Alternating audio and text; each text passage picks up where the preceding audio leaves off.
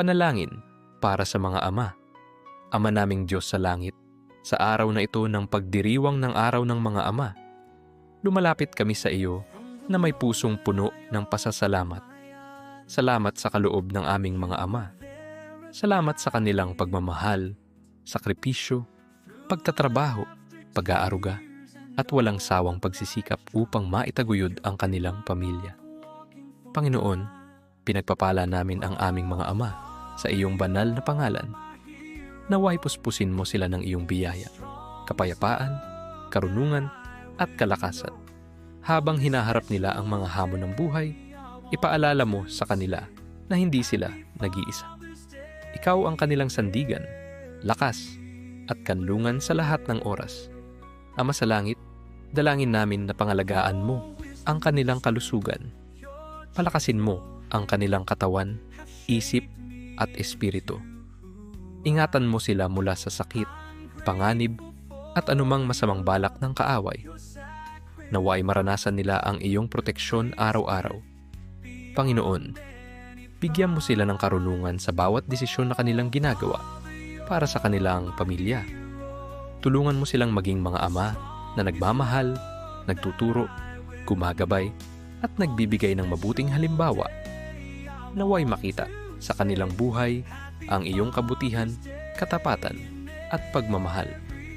Dalangin din namin ang iyong probisyon para sa aming mga ama. Buksan mo ang mga tamang oportunidad para sa kanilang kabuhayan at gawain. Pagpalain mo ang gawa ng kanilang mga kamay. Tugunan mo ang kanilang mga pangangailangan at alalahanin. Turuan mo silang magtiwala sa iyo sa panahon ng kasaganaan at maging sa panahon ng pagsubok. Panginoong Jesus, yakapin mo rin ang mga amang pagod, nabibigatan, o may mga pinagdaraan ng suliranin na hindi nila nasasabi sa iba. Bigyan mo sila ng bagong pag-asa, bagong lakas, at bagong kagalakan. Paalalahanan mo sila na mahal mo sila at nakikita mo ang bawat sakripisyong kanilang ginagawa para sa kanilang pamilya.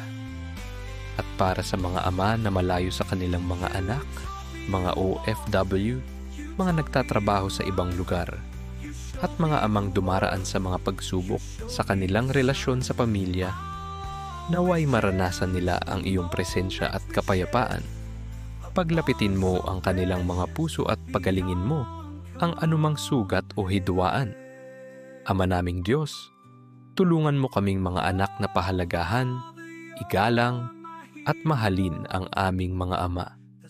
Naway maging pagpapala rin kami sa kanilang buhay at maipakita namin ang aming pasasalamat hindi lamang sa araw na ito, kundi sa bawat araw. Maraming salamat, Panginoon, sa buhay ng aming mga ama. Ipinagkakatiwala namin sila sa iyong mapagmahal at makapangyarihang mga kamay. Sa pangalan ni Jesus, aming Panginoon at Tagapagligtas. Amen.